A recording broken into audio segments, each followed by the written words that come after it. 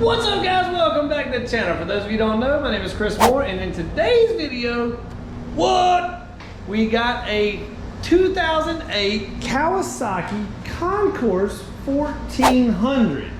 So if you've never seen one of these bikes, this is a basically ZX14 engine, kind of sorta, with a shaft drive system. So there is no chain on this thing. It is a drive shaft. This is a sport touring bike. This bike is made to ride long distances and be very, very comfortable doing so. Yamaha also makes another bike like this called a FJR 1300, and they're both pretty comparable bikes. So this bike has got a few modifications done to it already, and it has had the ECU flashed by another company. It has a Black Widow full header on it, so that header is aftermarket and has been replaced, and then it has a Delcovic slip-on. So, and a Canon air filter, and the bike has approximately 29,000 miles. So it's gonna be interesting to see what this thing makes. We're gonna do a baseline pull with it, see what it's got with the ECU flash from the other company. Then we're gonna be dyno tuning this thing, dialing it in, seeing what we can do.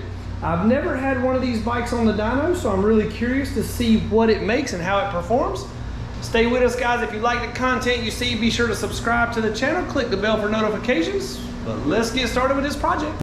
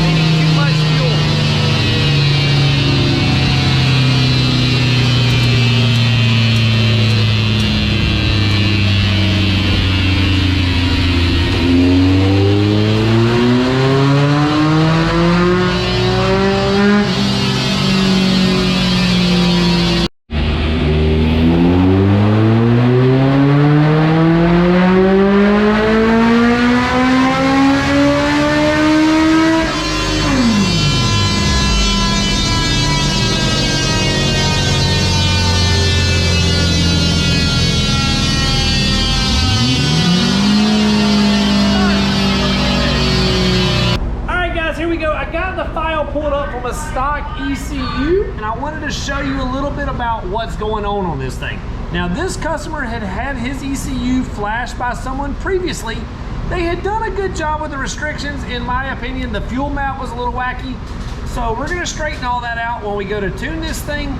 But if you'll take a look at this thing in the ignition, or in the secondary throttle plate opening, so we put it in gear here, and you can see in the lower gears, when you twist the throttle wide open, this bike doesn't actually go full wide open throttle until 9,000 RPMs before it goes 100% throttle.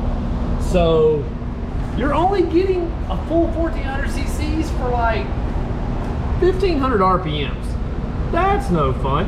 And then you can see in 5th and 6th, it goes wide open a little bit sooner, but in the lower gears, that bike is really held back. Well, with an ECU flash, we go in and open up these restrictions. So we're gonna make these secondary throttle plates open much sooner. And then throughout the mid-range power, we're gonna bring them on and open them up more aggressively as well. Another thing that we're able to do, we go to the advanced settings here. We're gonna disable the stock O2 sensor because we don't want that interfering with our tune. We go in and we lower the factory fan temps down to around 195 degrees, and then we can disable the decel fuel cut. So now when you let off the throttle, the fuel injectors cut off completely.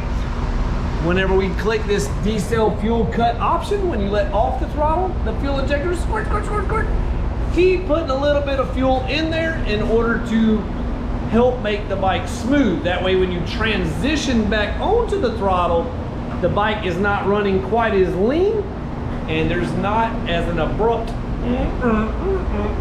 and that's what happens a lot. Also, if you do the pair block off plates, that's something you can do as well. And we can disable the check engine light for that code. Another thing, the ignition maps on this bike, the ignition timing is crazy low once it gets up to around red line, and we are able to bump that up to make a good bit more horsepower. We did not get to flash this bike back to stock to just run it and see what it makes. I wish we would have done that, but we're gonna tune this thing based off the tune that it have and see if we can improve. All right guys, we're making progress with this thing, getting a little more power out of it, but most importantly, smoothing it out, better fuel economy, and a smoother ride.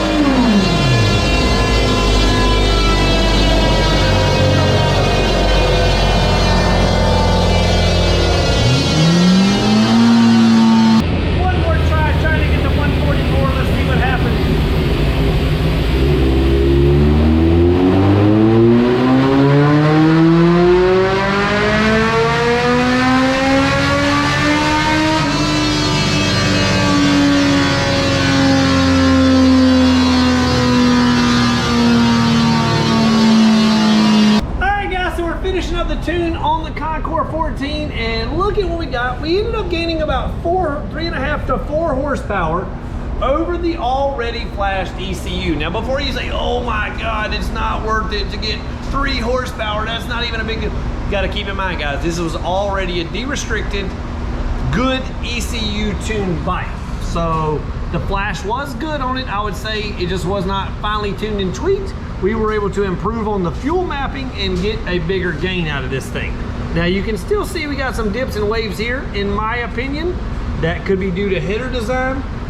It could also be changed and altered with some velocity stacks or something like that. I'm sure there are much more options, but we did all the tuning we could to try to smooth this out the best as possible, you know, without changing actual parts on the bike. But you can see we gained a good solid 3 or 4 horsepower and a good solid 3 or 4 foot-pounds of torque throughout the entire RPM curve, pretty much everywhere.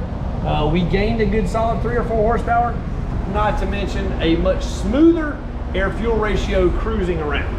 So that's gonna do it for today's video. I hope you enjoyed watching. If you did, smash that like button. If you wanna see more, click the subscribe button, click the bell for notifications, and go check out some of the other videos we've already done in the past. We have dynoed and tuned all kind of stuff, especially when it comes to Japanese. We're just about getting to every single one of them. This was our first Concours 14 on the dyno, and we are able to make good improvements with this bike. Not only did we gain horsepower, but we were able to make the bike smoother and more enjoyable to ride for the customer. That's gonna do it for today's video, guys. We'll see you next time.